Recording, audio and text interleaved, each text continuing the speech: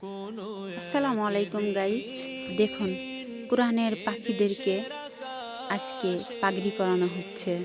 মাশাআল্লাহ মাশাআল্লাহ। এরকম ঘরে ঘরে যদি কোরআনের পাখি হতো তাহলে আমাদের দেশটা কত সুন্দর হতো, তাই না? এদের জন্য দোয়া রইল, আপনারাও দোয়া করবেন।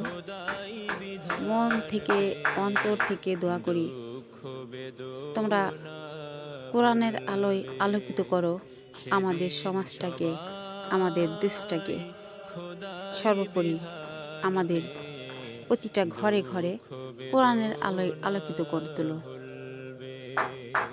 আল্লাহ, এই কোরআনের পাখিদেরকে আপনি হেফাজত করুন, এদের বাবা মাকে আপনি হেফাজত করুন, এদের যারা শিক্ষা দিয়েছেন তাদেরকে আপনি হেফাজত করুন। মহান আল্লাহ রাব্বুল আলামিনের কাছে